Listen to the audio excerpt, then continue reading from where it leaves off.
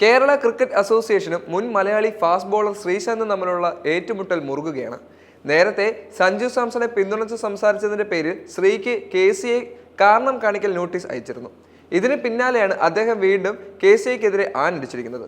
സഞ്ജു അല്ല, കേരളത്തിലെ ഏതു താരമായാലും താൻ അവർക്കൊപ്പമാണ് ഉണ്ടാവുകയെന്ന് ശ്രീ വ്യക്തമാക്കി.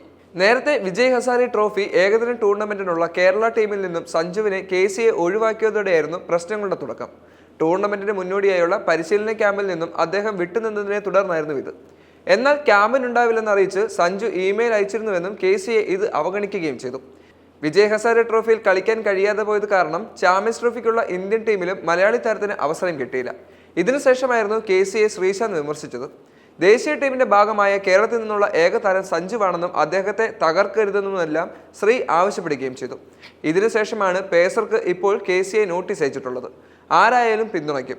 KCA തനിക്ക് അയച്ച കാരണം കാണിക്കൽ നോട്ടീസിനെ കുറിച്ച് എന്താണ് പ്രതികരിക്കേണ്ടതെന്ന് പോലും അറിയില്ലെന്നാണ് ശ്രീശാന്ത് വ്യക്തമാക്കിയിരിക്കുന്നത്. എന്താണ് പറയേണ്ടതെന്ന് പോലും അറിയില്ല. ഞാൻ തെറ്റൊന്നും ചെയ്തിട്ടില്ല.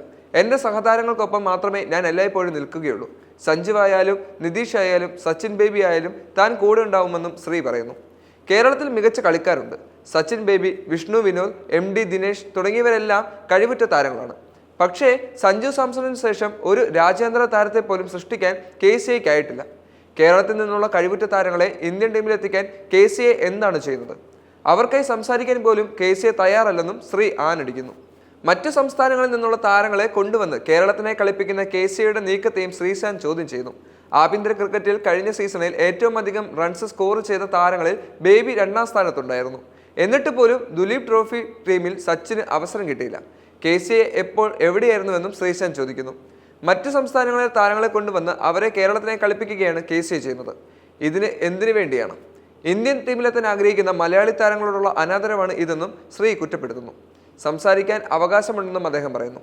കേരള ക്രിക്കറ്റ് അസോസിയേഷൻ അവർക്ക് വേണ്ടിയാണ് പ്രവർത്തിക്കുന്നതെന്ന് ശ്രീശാന്ത് ചൂണ്ടിക്കാട്ടി. എനിക്കും സംസാരിക്കാൻ, സത്യം പുറത്തെത്തിക്കാൻ ഒരു മടിയുമില്ല. കാര്യങ്ങൾ തുറന്നു പറഞ്ഞത് കാരണം തനിക്കും മറ്റു കേരള താരങ്ങൾക്കുമെതിരെ KCA നടപടി സ്വീകരിക്കുമെന്ന് ചോദിക്കുകയും ചെയ്തു അദ്ദേഹം. കഴിഞ്ഞ സീസണിലെ കേരള ക്രിക്കറ്റ് ലീഗ് 2020 ടൂർണമെന്റിൽ പങ്കെടുത്ത കൊല്ലം സെയിലേഴ്സ് ടീമിൽ സഹ ഉടമകളിൽ ഒരാളാണ് ശ്രീശാന്ത്.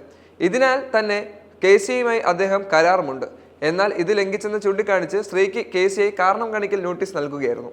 7 ദിവസത്തിനകം ഇക്കാര്യത്തിൽ വിശദീകരണം നൽകിയില്ലെങ്കിൽ അദ്ദേഹത്തിനെതിരെ നടപടി സ്വീകരിക്കുമെന്നും KCA മുന്നറിയിപ്പ് നൽകി കഴിഞ്ഞു.